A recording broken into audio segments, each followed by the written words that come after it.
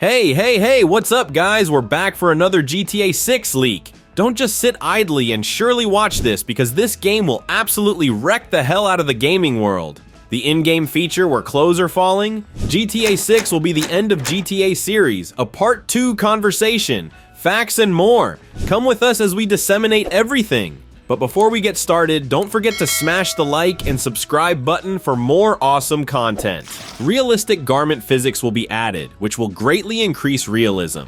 Realistic clothing physics in the game will let clothes move in sync with the player's actions. Characters will display realistic bodily motions that influence how their clothing behaves. For example, in the leaked film, when Jason stops running, his white t-shirt moves briefly before settling, revealing a more authentic relationship between the character and their clothing. This includes clothing's capacity to respond to the surroundings and player movements like sprinting, jumping, or hiding. Based on character interactions, the clothing will exhibit wear and tear, such as scuffs or damage from fights or accidents. This enhances realism further by letting players observe how their choices affect how their characters look. Players may also have additional options for personalizing clothing designs and fit, giving them a unique look that represents their own preferences. This involves the possibility of shifting body shapes and sizes, which could have an impact on how well clothes fit. Just like Arthur's hat could fall off in Red Dead Redemption 2, it is expected that GTA 6 will include similar interactions where clothing may fall or be affected by gameplay scenarios. This could add depth to character interactions and create more immersive experiences during missions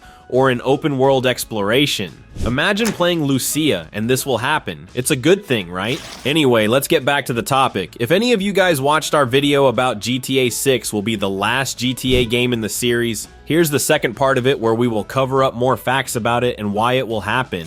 Rockstar is currently in a comfortable position because it makes a lot of money from GTA Online, which helps to sustain the company somewhat. However, this is an exception rather than the rule in the industry. And there is another problem. Even though Rockstar is well known for its high caliber games, players still have a lot of faith in the studio and its productions. This has happened with CD Projekt Red and Cyberpunk 2077, and in recent years, Blizzard, which was once thought to be the best in the business, has faced significant criticism from the community. The company, which has been well known for its financial difficulties, appears to be reorienting its strategy toward microtransactions and mobile games in an attempt to turn things around. There are numerous examples of this, but one thing to take away from all of this is that, while things may start off well riding the wave of pre-orders, there could be a sudden collapse in sales if something goes wrong. Making sequels, especially over such a long period of time, is just extremely risky given the enormous sums of money that GTA 7 would need to consume in order to surpass its predecessor and the likely length of time it would take to develop. It makes much more sense to maintain and develop a single product over a number of years. Epic Games does this with Fortnite.io Interactive with the Hitman series, and Ubisoft is slowly doing the same with the Assassin's Creed series, preparing to release the Infinity, which despite recent problems is still in development. We will probably never see Minecraft 2 because Mojang finds it much more profitable to develop gameplay within the same production, even if it needs to be significantly updated from time to time. Actually, Rockstar is already doing this as well as investing in GTA Online for over 10 years. The profit that the studio is able to generate from GTA Online relative to the costs incurred is enormous, and the margins are simply gigantic according to available data. GTA 5 maintained a price of $60, but after about 2 years it began to be regularly discounted to $30. Let's say the average purchase price settled at about $45, many bought it at full price while others held off for sales snagging it for less. By this math, with 80 million copies sold early on. From late 2017 to early 2018, Rockstar made approximately $3.2 billion.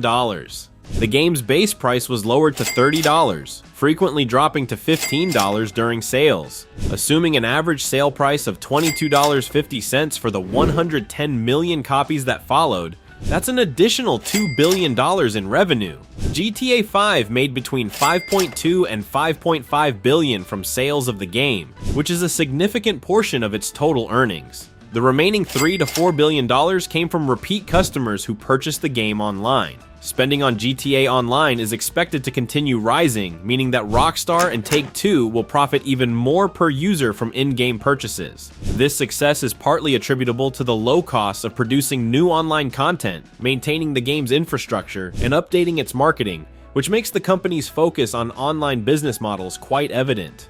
It should come as no surprise that GTA 5 was the first in the series to forego traditional single-player expansions, as Rockstar has found a far more profitable venture in GTA Online. However, this does not mean that the narrative-driven gangster adventures made for the single player will never return. The best indication of how seriously the studio takes this project is probably Rockstar's recent acquisition of the CFX.re team. If this name doesn't ring a bell, let me explain, as this wasn't a random move. This team created 5M and Red M, very popular and at one time combed by Rockstar, has powerful modifications for GTA 5 and Red Dead. After the release of GTA 6, I don't think so, but the method of their distribution and publishing will change. The upcoming GTA will do very well in sales, there's no doubt about that, but when the first wave subsides, we will move to the next phase of the product life cycle, and GTA Online will probably again take the lead in the efforts undertaken by Rockstar.